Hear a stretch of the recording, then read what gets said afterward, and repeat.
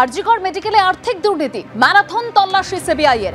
কলকাতা থেকে জেলা সাঁড়াশি অভিযানে সিবিআই একযোগে 15 জায়গায় তল্লাশি চলছে। 8 ঘন্টা পার বেলেঘাটার বাড়ি গিয়ে সন্দীপ ঘোষকে সিবিআই এর ম্যারাথন জিজ্ঞাসাবাদ। আর এই তল্লাশি অভিযান নিয়ে প্রশ্ন তুলেছেন তৃণমূল নেতা কুণাল ঘোষ। কি বলেছেন তিনি শোনাবো। দেখুন, আমাদের পরিষ্কার কথা হচ্ছে, এই দুর্নীতির বিষয়টার একটা অভিযোগ নিয়ে তদন্ত হচ্ছে। তো এবার সেই জায়গায় আমাদের মূল যে উদ্দেশ্য সেটা হচ্ছে আগে যে মেয়েটি ধর্ষিতা হলো, খুন হলো, তার সেই কালপ্রিটটা কে। 24 ঘন্টার মধ্যে কলকাতা পুলিশ ধরেছে সঞ্জয় রায়। সে একাই করেছে নাকি সঙ্গে আরো কে ছিল? সিবিআইয়ের হাতে তদন্ত।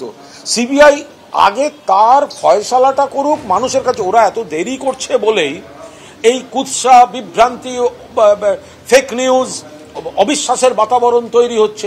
এখন আবার দুর্নীতির বিষয় নিয়ে তদন্ত আসছে। 100 বার হোক, দুর্নীতি থাকলে তদন্ত হোক, কিন্তু মূল যেটা ধর্ষণ এবং খুন, সেটার আগে তো ফয়সালা করবে সিবিআই। আমরা তো তার উত্তরটা চাই।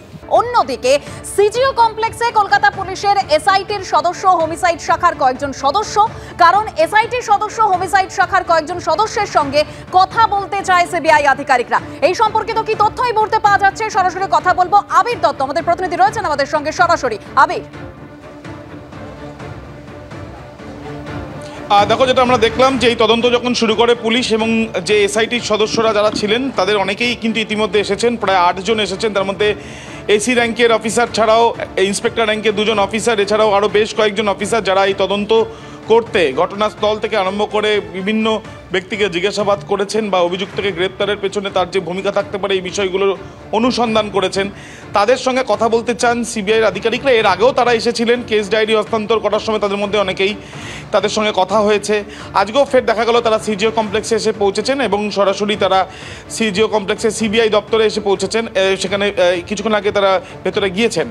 এর আগে আমরা দেখলাম যে বুলবুল মুখোপাধ্যায়, যিনি এক্স এমএসভিপি, এছাড়াও ডিন অফ স্টুডেন্টস অ্যাফেয়ার্স ছিলেন, তার থাকাকালীন এই ঘটনায় কী কী ভূমিকা নেওয়া হয়েছিল, তাদের কী কী বিষয়গুলো তারা ভাবনা চিন্তা করেছিলেন বা তাদের তরফ থেকে কী কী ফাইন্ডিংস ছিল, সেই বিষয়ে জানতে চায় সিবিআই। এমনটাই সিবিআই সূত্রে খবর এবং সেই জন্য তাকেও আরও একবার জিজ্ঞাসাবাদ করা হয়েছে।